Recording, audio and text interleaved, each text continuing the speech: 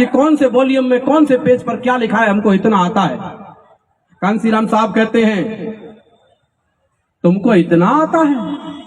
बोले मैंने एक किताब पढ़ी है जिसका नाम है एनिहिलेशन ऑफ कास्ट, जाति का समूल नाश।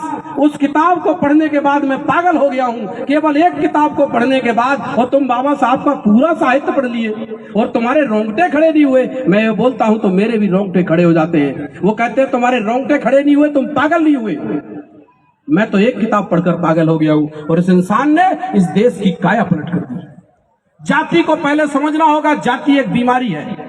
क्यों है बीमारी? क्योंकि ऊपर के 3 वर्ण तीनों एक साथ रहते हैं। जो चौथा वर्ण है शूद्र, उसमें जातियां बनाई और जातियां बनाकर दुश्मन ने क्या किया?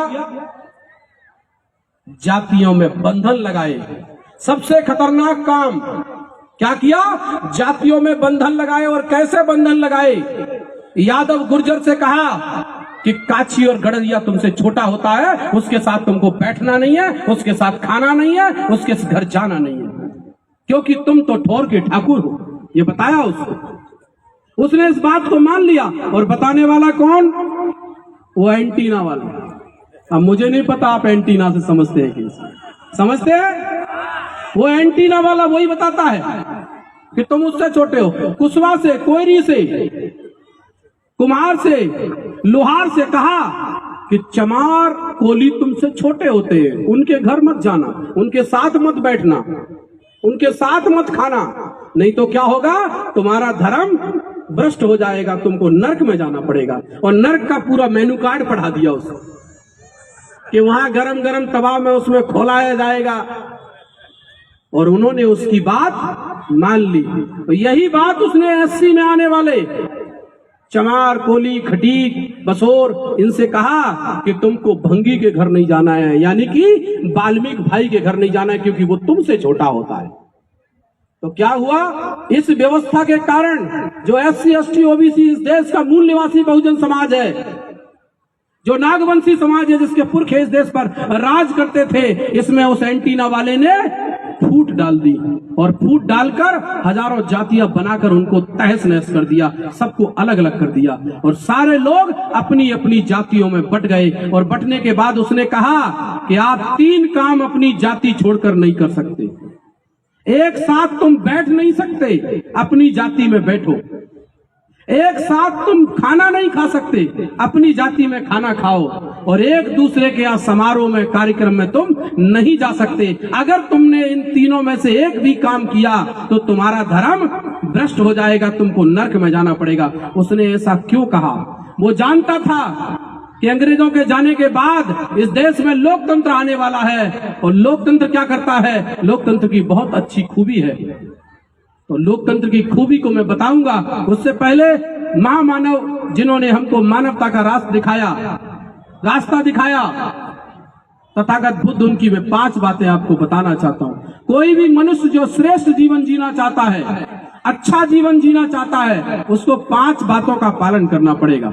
वो 5 बातें कौन सी हैं? कि हम अकारण किसी की हत्या नहीं करेंगे, बिना किसी कारण के किसी की हत्या नहीं करेंगे। जो लोग ये बताते हैं कि तथागत ने कहा कि हम हत्या नहीं करेंगे, अधूरी बात है। उन्होंने कहा अकारण हत्या नहीं करेंगे, अगर कारण है तो मार देंगे। अगर इतने लोगों को बचाने के लिए अगर 1-2 लोगों को मारना पड़ा तो मार देंगे। ये हमारे देश की सेना भी करती है। कोई हमारे देश में घुसपैठ करने की कोशिश करता है तो सेना उसको मार देती है। उसको मारने का नहीं, इस देश को बचाने का इनाम भी मिलता है। तो हमको अकारण प्राणी हिंसा नहीं करनी है। दूसरा, हमको चोरी नहीं करनी है, और चोरी करनी नहीं है, और चोरी करने भी नहीं देनी है। ये पूरी बात है। हमको कभी भी व्यभिचार नहीं करना है, पराई बहन बेटी को गलत नजर से नहीं देखना है, और ना अपनी बहन बेटी को किसी को गलत नजर से देखने देना है। लेकिन हमारे साथ रोज अन्याय अत्याचार होता है और हम अपने घर में बैठकर सोते हैं। चौथी बात हमको हमारे गुरु कहते हैं कि हमको क्या करना चाहिए? हमको चुगली निंदा नहीं करनी चाहिए, झूठ नहीं बोलना चाहिए। ये आधी बात बताते हैं हमारे लोग, लेकिन हमको किसी को झूठ बोलने भी नहीं देना चाहिए, हमको सत्य बोलना चाहिए। आप लोगों ने सत्य बोलना बंद कर दिया, उन्होंने झूठ बोल बोलकर साकेत को अयोध्या बना दिया और जिसका जन्म नहीं हुआ उसका मंदिर बना दिया। ये आप लोगों की वजह से हुआ, क्योंकि आप लोगों ने सत्य बोलना बंद कर रखा है। और पांचवी बात कि हमको किसी भी प्रकार का कोई नशा नहीं करना चाहिए, ना तो नशा करना चाहिए, ना अपने समाज के लोगों को करने देना चाहिए। आप लोग तो नशा नहीं करते हो, मुझे गुजरात के ग्रामीण की स्थिति नहीं पता है। हमारे इधर जाकर हम एमपी में देखते हैं, छत्तीसगढ़ में देखते हैं, राजस्थान में देखते हैं, हमारा बड़े पैमाने पर समाज, झुग्गी झोपड़ियों में रहने वाला गरीब समाज रोज नशा करता है। नशे की चीजें उसके जीवन में आ चुकी हैं, बीड़ी पुड़िया दारू गुटखा शराब, ये सारे नशे उसके अंदर आ गए हैं। तो आप सोच कर देखिए, क्या नशे वाला व्यक्ति सुखी हो सकता है? तो बुद्ध ने कहा कि 5 बातों का जो पालन करेगा वो सुखी रह सकता है। जब आप किसी की हत्या नहीं करें, चोरी नहीं करें, व्यभिचार नहीं करें, झूठ ना बोलें और नशा ना करें, बताओ सुखी रहेंगे कि नहीं रहेंगे? ये सुखी रहने का मंत्र है, ये जरूरी है आपके लिए। और आज का युग अर्थ युग है, ये पैसे का युग है, इसमें पैसा बहुत जरूरी है। तो पैसा कहां से आता है ये हमें पता होना चाहिए। पैसा 3 जगह से आता है, जमीन से, व्यापार से और नौकरी से। जमीन की बात करूं तो यहाँ बड़ी संख्या में मेरा समाज बैठा हुआ है। मैं उन लोगों के हाथ खड़े करवाना चाहता हूं जिनके नाती के हिस्से में 15 से 20 बीघा जमीन है, नाती के हिस्से में वो हाथ खड़ा करे। एक भैया ने हाथ खड़ा किया, 2 3 20 बीघा है आपके नाती, 15 से 20 बीघा तो बहुत यार जागीरदार लोग हैं हमारे यहाँ, 10-20 लोग तो। मैं ये बात क्यों पूछ रहा हूं आपसे, क्योंकि इतना महंगाई का दौर है। आज के दौर में अगर 10-15 बीघा आपके नाती के हिस्से में जमीन नहीं है, आपकी तो जिंदगी कट गई, लेकिन नाती की कटने वाली नहीं है।